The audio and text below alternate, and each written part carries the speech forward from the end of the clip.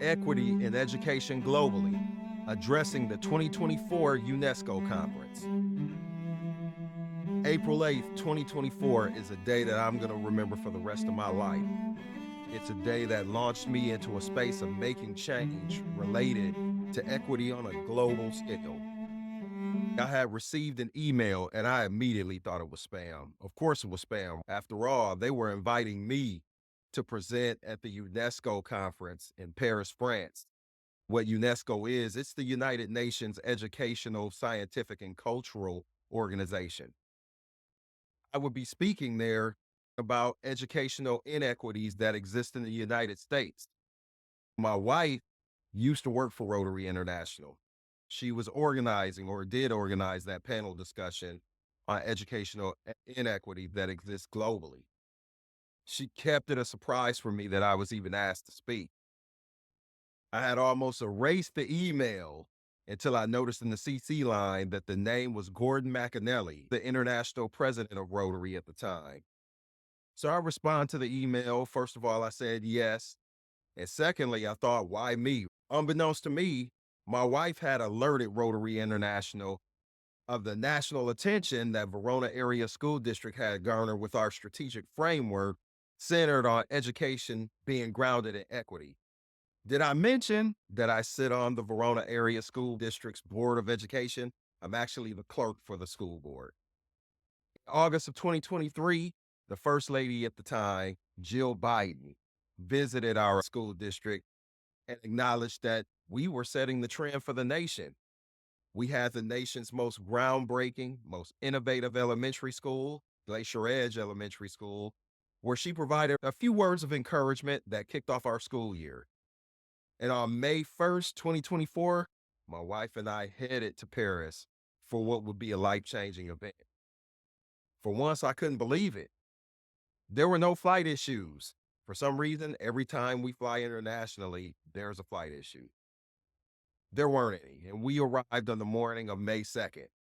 The hotel was located in the Montmartre section of Paris, right across the street from the hotel where we spent our honeymoon the previous year.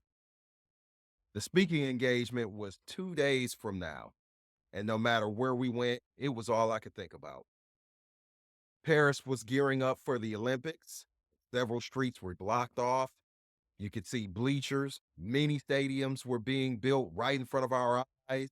The Omega countdown to the first day of the Olympics was certainly an attraction for everyone who could actually get to it because it was so crowded. We spent most of our time visiting places, doing things that we didn't get a chance to do when we were there for our honeymoon. A major highlight for me was a chance to experience where Pablo Picasso did most of his early painting. It was his former apartment. The Basilica Sacré-Cœur in Montmartre continues to loom in my head as a memory I'll never forget. Regardless of what religion, it's simply a work of art. It's really incredible. But now it was time to get to work. The reason why we were there. The morning of May 4th, I had one of the worst cases of jet lag. I struggled to even get dressed, let alone get ready to present to a jam-packed room of excited faces. We Ubered to the United Nations building and immediately were greeted by security. Felt like we were going through TSA. Gordon McAnally, the international president of Rotary at the time, was the first person to greet us when we walked into the room. He greeted us with such a warm smile and infectious personality that was simply amazing. I enjoy hearing all about Scotland, his incidences of being the international president of Rotary. He was actually scheduled to visit Madison for the first time ever the following month after this event. After exchanging pleasantries, we sat down and I tried to get focused. I tried to overcome the jet lag. I sat in the reserved space for speakers at the very front of the room and turned around about 10 minutes later, and I noticed there were approximately 400 people in attendance. I loved it. I feed off crowd energy anytime I speak. I was extremely excited.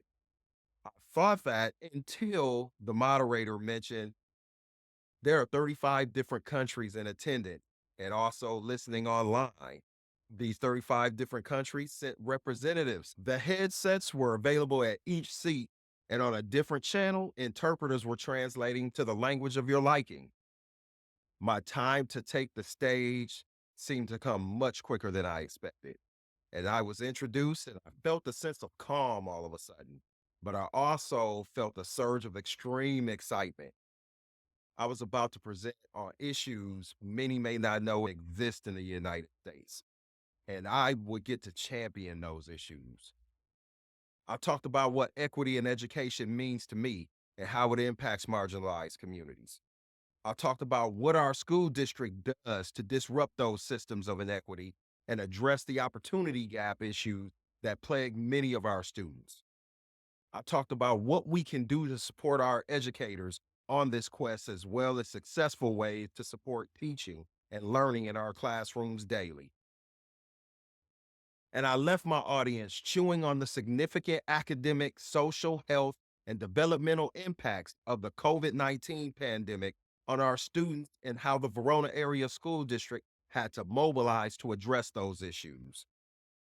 And as I ended my international conversation, translated as it was in many languages, the magic happened.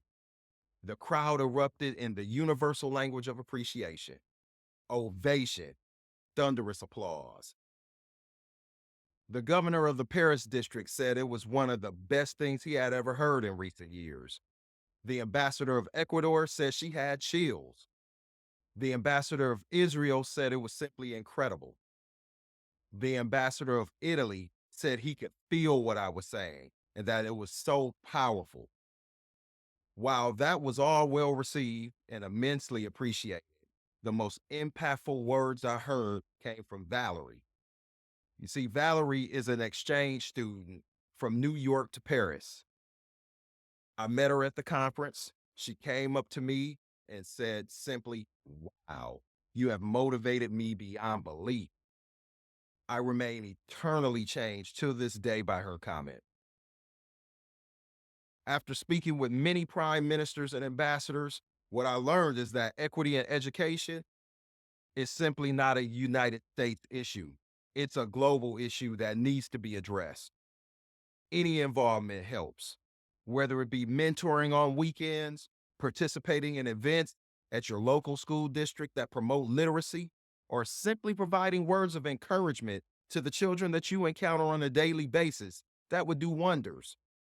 This entire experience reminded me of our slogan of the 100 Black Men of Madison that goes, "What they see is what they will be."